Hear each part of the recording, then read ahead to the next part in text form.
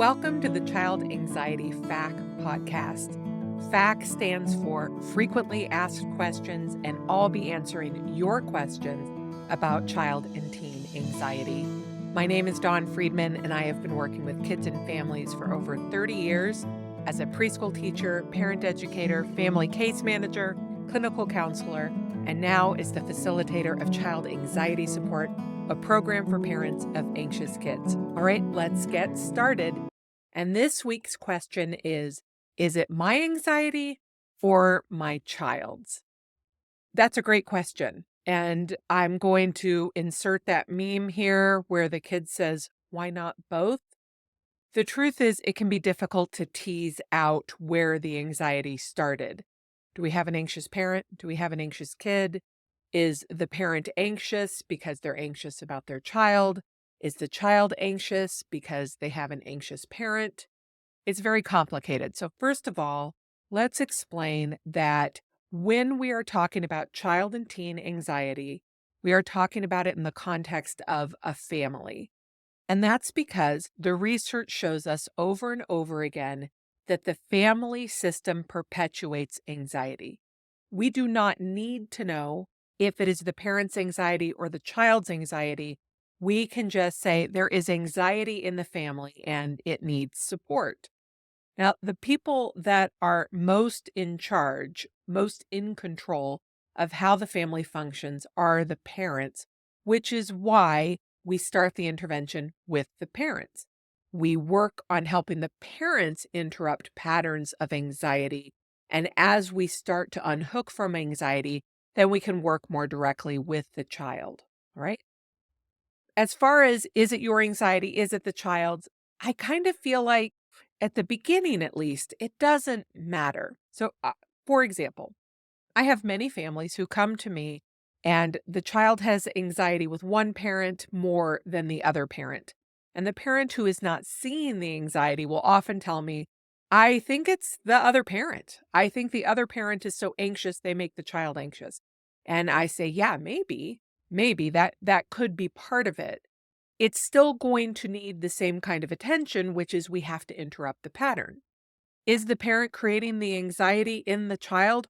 Perhaps, but it's very chicken and egg. You cannot look at something happening with the child and know exactly what's happening in the family. It's kind of backwards when we do that. So when we're working with the child and we say the parent's clearly doing it wrong, we're ignoring the fact that maybe the parent is doing things in reaction to the child. All right. We know that. We know from the research that parents of anxious kids get trapped in those anxiety patterns. We also know that some children inherit anxiety from their parents, both genetically, they have brains shaped for anxiety, and also because we teach them how to be anxious. For example, if you're afraid of spiders, then every time you see a spider, you're going to jump and act afraid. Your child learns, oh, I get it. Spiders are scary. I need to be afraid of spiders. That doesn't make it your fault per se. It's just the reality that we teach children how to function in the world. On the other hand, if the child is afraid of spiders and freaks out every time they see it, the parent will start being afraid of seeing spiders because they know it will create a reaction in the child. Then you've got both people kind of freaking out over spiders, and you can't say, well, it's the parent's fault because they shouldn't be freaking out over spiders any more than you can say it's the child's fault because they're freaking out over spiders. So let's quit talking about fault and instead start talking about how do we interrupt that pattern. And that is through exposure, designing exposures about spiders. And that might be getting some spider toys, some little rubber spiders, some toy spiders, reading books about spiders until the pattern is interrupted in a way. If you're just working with the child with the rubber spiders, toy spiders, all of those things, and the parent is still reacting, hey, are you okay? There's a spider. Are you all right? Then you can see that's not going to go very far with the child. We also have to work with the parent. We need to calm down your reaction to the spider. We need to help you not freak out when you see a spider, whether that's because you yourself are uncomfortable with spiders or because having a child who's afraid of spiders has made you reactive to spiders. Am I making sense here? We do know, too, that the bigger your child's reaction, the more outsized their child's reaction, the more likely you are to get activated.